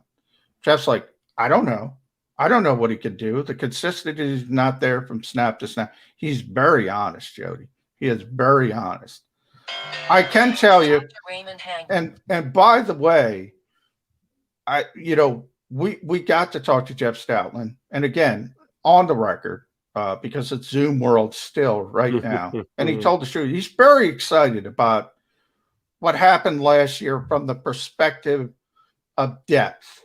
And he's very excited that guys like Herbig and Driscoll, might have been ugly at times for certain guys, but they got those reps and it makes them better players. So he's excited about the depth and getting the startup cost. But yeah, you could tell by the way he spoke, he's really excited about what Nate Herbig was able to do, and he should be. The guy played at a really high level last year. He did get that's a pretty high grade you were just able to pass along to us from Pro Football Focus. So it'd be interesting to see what Herbig this year. I fear I shouldn't even ask this next question, staying in the trenches with the Eagles on the offensive line. And the reason I shouldn't ask this question is because he hasn't signed his rookie contract. And my partner continues to tell me it's no issue whatsoever. I'm not the only one, Jody. Come on. I got Andrew Brandt to tell you it's not an issue. I know, but I'm sorry. There are certain things in life that I just can't get away from my practical nature. And until you put your name on a piece of paper that says you're coming to camp because you're going to play for the team this year, all of the other players, they got, John, they have 90 players on the roster right now. 89 of them have signed a contract. There is only one that is not a signed Philadelphia Eagle just yet, and that is Landon Dickerson. But working under the assumption that John McMullen, Andrew Brandt, and everybody else on the face of the planet except me believes that he's going to be signed at some point, where is he going to play? Let's say that he's ready to go. And by the way, how old is Landon Dickerson? He can't be 25. How is he not on this list? Yeah, not on the list. Yeah, he should be on this list. Yeah, He's got tremendous. We talk about evaluation. You know, it might be. By the way, it might be Devontae Smith. My list. It might be Devontae Smith #1, Landon Dickerson #2, Miles Sanders #3. I forgot about Landon, so I want to apologize to him. He's got tremendous. He's going to be a star in this league if he stays healthy. And the question is where. You bring up a good point. Where is he going to play? Is he going to play center? Is he going to play left guard, right guard? We just talked about Nate Herbig. He can play all three positions. Landon Dickerson can play all three positions. Kind of which way do you want to go? For years, Jeff Stoutland has told us, you talk about behind the scenes. Isaac Seumalo's best position, most natural position is probably center. So it comes down to what flavor do you like? What type of center do you want once Jason Kelce? If we assume, if we fast forward a year, Jody, it is really, we were talking about this with Martin a little bit earlier in competition and guys competing against what they're trying to accomplish in their careers. There's a really good chance that both Jason Kelce and Brandon Brooks aren't here next year. And then all of a sudden, okay, then you start to say your whole interior offensive line. And it all starts with Isaac Seumalo. Isaac's going to be a starter. Ultimately, I think he's staying at left guard. And I compare this to Lane Johnson. When the Eagles drafted Lane Johnson, the original plan, it's so far ago, people forget, was he was going to start at right tackle and then move to left tackle to replace Jason Peters. And all of a sudden, one year, Jeff Stoutland showed up and said, you know what? He's so good at right tackle. I'm not touching him. He's staying there. I think the same thing is happening with Isaac Seumalo. I think ultimately the first plan, he was going to move to center to replace Kelce. But he's good enough at left guard. Now, it's not Lane Johnson. I'm not making the comparison. Not an all-pro. But he's good enough there that they're not going to move him. I think Landon Dickerson's going to be the center. And I think in that instance, if they're both gone, you start talking about competition, real competition. And a guy like Jack Driscoll will have an opportunity to beat out somebody like Nate Herbig to be the right guard. And that's a great point you make about Stoutland coming in and going, move Lane Johnson? Is that what you said? No. He's the best right tackle, maybe in the entire National Football League. I'm going to take a guy who's the best player at his position, and you're going to tell me it's advisable that I move him? Thank you. No, I'll just leave him right there. Was that because Stoutland was just that smart and ahead of the game? Or, and you fill in the blanks for me on this timing, it has seemed to me over the last, I would say it started 4, 5, 6 years ago. The teams started to say, well, if all the opposition is putting their best player at left tackle and our best pass rusher can pass rush from either side, why would we just stick him at right defensive end where we know he's going to have to go up against their best offensive line when we can put him on the other side and we're going to go up against their second best tackle, that most teams have their best player at left tackle? Well, why don't we get our best guy against their second best tackle and we'll get to the quarterback every single time? Did Stoutland think along those lines because he knew that guys like Broncos Miller was going to be moving over to that side and go, oh, yeah, we're going to eat your right tackle alive and we're going to get to the quarterback, play in and play out? Do you think he was ahead of the curve in that way, or he just believed, no, I'm not moving a guy who's the best in his position in the league? I think you bring up a good point, Jody, because that was a big part of it. And the fact that the Von Millers of the world, Khalil Max, DeMarcus Lawrence, Danielle Hunter, they're all left ends. So the game has shifted. And when you play the Eagles now, like if the Bears are playing the Eagles, they'll move Khalil Mack from left end. He's a left end now, typically. He's going to play most of his time at left end. They'll move him to right end because they think they have a better chance to get home on the other side of the football. Yep. So that's a big part of it. You're right. There's so many, the league changed and shifted. And then part of it is Lane got so comfortable and so good on the right side. It's why move him? So it was a little bit from column A and a little bit from column B, but that was very astute of you because so many players started developing. And first it was Miller and then Mack and then Hunter. And obviously Lane Johnson has had tremendous success over the years against DeMarcus Lawrence, who plays left end as well. The Eagles said, yeah, this is pretty important, this position. One more offensive line question, and we'll take the timeout. We'll come back. We'll put a bow on the show. The Eagles are where they are right now. We believe everybody healthy, that Jason Kelce is going to be their center until Jason Kelce says he's not going to be their center anymore. Or we can see with our own eyes that there's a drop-off. People have asked me on my WIP shows, anywhere else, how many more years do you think Kelce's got left? My answer is always the same. I don't know. How the hell would I know? Jason Kelce has, for the past, 3 years now, hinted this could be my last year. And then he comes back and he plays to a Pro Bowl level. Well, this could be my last year. And he comes back and plays to a Pro Bowl level. So until Jason Kelce, that we can either see on film, damn, Father Time is finally catching up to him, or he comes out and says, no, I'm not contemplating retirement. I'm announcing retirement. Until I hear that, I'm going to believe Jason Kelce is their center. But again, in a hypothetical question, if Jason Kelce retires at the end of this year, how do they base the decision on who's going to be the next center? Is it because Isaac Seumalo was here first and has played some center? Are they going to get just practice reps with Landon Dickerson at center?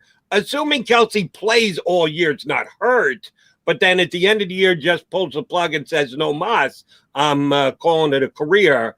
How are the Eagles going to decide who the next center is going to be? We can agree that those two players are going to be starting next year, but which is going to be the center and which is going to be the left guard? How do you think they determine that, JM? Well, I think a lot of it is what I just said about the Lane comparison. I think Isaac is comfortable at left guard. I think he started to, again, not at the level of Lane Johnson at right tackle, but he's really solid at left guard. I don't think they want to ramp up that whole period again. And I think they drafted Landon Dickerson to be the center or the right guard. And that will be the decision with him, depending on Jason Kelce. In other words, if Jason Kelce decides to keep playing, Brandon Brooks is probably out of here, and Landon Dickerson is going to be your right guard. If Jason retires, Landon Dickerson is going to be your center, and then you'll have a competition at right guard. As I said, Herbig, Driscoll, whomever will be in that conversation, and it'll be a competition if both leave. But Landon Dickerson's going to play. And I think, barring injuries, and we got to put that caveat because they're significant with him more than even most players, he's going to play. He's really talented. He's going to be on the field by 2022. And I think, Jody, a lot of Jason Kelce has to do with legacy. He's talking about the Hall of Fame now. Like, how long does he have to go? How many All-Pro nods? How many Pro Bowl nods before Jason Kelce is going to be in Canton? I think that's his thought process now. Legacy, has he done enough? We'll talk to Damo at some point down the line, maybe about that. I don't know. It's tough to get in at that particular position. Obviously, I think it's important to him. If he retires right now, he probably doesn't make it. So maybe that keeps him around a little bit longer, but I don't know. My question would be, if he does get elected to the Pro Football Hall of Fame, will he wear a mummer's outfit under the yellow coat that they give him to wear that night? I lied. I got one more offensive line question, then we'll get a break in here. If Landon Dickerson is going to play in 2022, that's the game plan. That's why you brought him along. That's why you used the second-round pick on him. The projection is for him to be ready to go as a starter 2022. And just Jason Kelce is playing one more year and one more year. And more, like I said, we're not going to know Jason Kelce's done until Jason Kelce tells us that he's done. Same with Jason Peters. We just went through it with Jason Peters. Yeah. Right. But we saw the drop off with Jason Peters. We haven't seen it yet with Jason Kelce.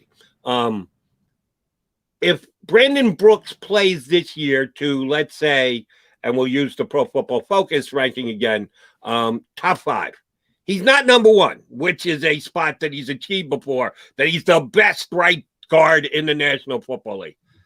But he comes back and he looks damn good, and he doesn't have any injury issues. And for the lack of anybody else out there being better, not as good to be able to rank them, we'll go with Pro Football Focus. He's the 5th best right guard in the National Football League. What's his value on the open market? With his contract, with the fact that we know Howie Roseman likes to get something rather than get nothing and just let a guy go and create salary cap. If he's a top 5 right guard in football, even with his very high salary number, I would say that he should be able to bring the Eagles something back in return. What kind of deal do you think they could make for him? I don't think it would be as much as you would think because of more than the contract, which is huge. Is the injury issues. I mean, I do think people will look at his age and what is Brandon. I got to look up Brandon. He's post 30. I was talking about next year, so it would be play. I think he's playing at 31 this year, so he'd be 32 the next year. Yeah, August 19th, he will is his birthday. So yeah, he'll be 32 next year. So you have that. You have the significant injuries. And you have the contract, which I could bring that up as well. So next year, his cap hit is about $19.5 million. And he's under contract through 24, at huge numbers. So they tried to trade him this year. Brandon said it. Brandon was honest about it. They tried to trade him this year. They couldn't. That contract in the injury history is going to be difficult. But it's a little bit better if he plays the whole season at a top 5 level. My contingency was plays all 16 games and plays to a rather high level. Not the best right tackle in football, but not just, well, at least he was out there. No, grades out to a top 5 right tackle in football. Because of his age and the contract. Remember, if you trade for him, you're picking up the contract. You could work an extension from there, do your kind of magic. I would say the best you could get is a high day 3 pick, and that might be too optimistic, to be honest. No, we keep talking about high day 3 picks for the Eagles' backup tight end or starting tight end, or call Zach Ertz, whatever you want. And we're still waiting for that day for the Eagles to be able to get what Howie Roseman thinks the worth is of Zach Ertz on the open market. All right, John McMullen, Jody McDonald, going to take a final timeout, come back, put that unofficial bow on the show here on Birds 365. I get scared sometimes. Of a lot of things. Joining in. Decisions. The dark. The dark. But I once heard someone say, but as I always say, it's okay to be afraid. As long as you face the fear. And keep moving forward. Wherever you are in life, count on the name trusted in insurance for over 80 years. Independence Blue Cross.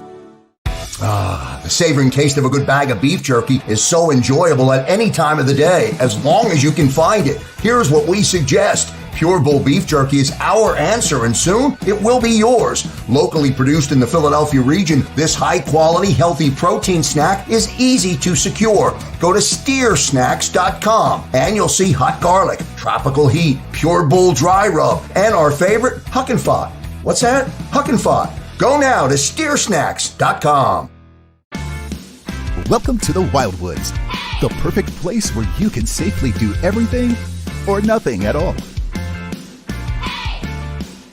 Catch a wave, take a nap, go for a drive, grab a bite. It's your vacation, and we're doing everything we can to make it a safe one. The Wildwoods. Your vacation, your way. The International Brotherhood of Electrical Workers, Local Union 98, is a proud sponsor of The Labor Show with J. and Krause every Saturday night from 6 till 8 p.m. IBEW Local 98's highly trained and superbly skilled electricians are the best in the business, setting the highest safety standards in the electrical industry. So when you're planning your next industrial, commercial, or residential project, choose an IBEW Local 98 union contractor. Learn more at ibew98.org.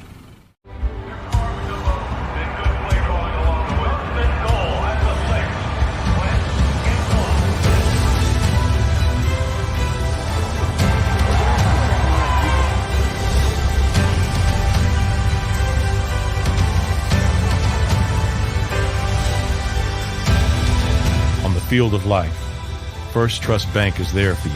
Champions on 3. 1, 2, 3. Because Philadelphia dreams deserve a Philadelphia bank. This is a key. It's a family tree. It's a pair of wings. It's a secret handshake. And a ticket to anywhere in the world. It's more than a uniform. It's the door to a world most people only dream of. There's Strong, and then there's Army Strong. Try it on at GoArmy.com.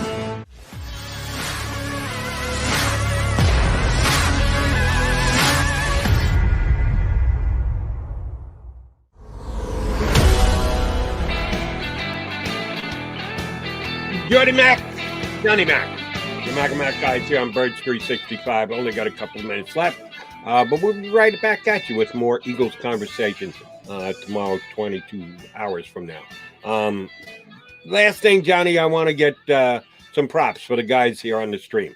If you watch this on the JAKIB Media YouTube channel, which we hope you're doing on a day in, day out basis, you know that when you punch it up, you can comment on the show as it is ongoing. And it shows up on your screen, and it shows up on our screen, shows up on everybody's screen. And I love when the stream comment guys. By the way, no vaccine talk today, Jody. We should have talked about it because of the Phillies, by the way. We should have gotten to it. We'll get to that tomorrow. You're suggesting maybe Alex Bohm dropped the ball by not being vaccinated? No, we don't even want to go. It's A, it's not the Eagles, and B, we've only got 5 minutes left in the show. So we're not sucking the streamers into a vaccination conversation. Shows you why it's important, though. I'm trying to suck you in. It does. You're standing your ground. Good for you, McMullen. And you know I stand with you. No, I love when the stream guys actually have a conversation with themselves. They just leave us out of it. They punch up the show. We're just background noise while they're conversing with each other on the stream. And more power to you guys.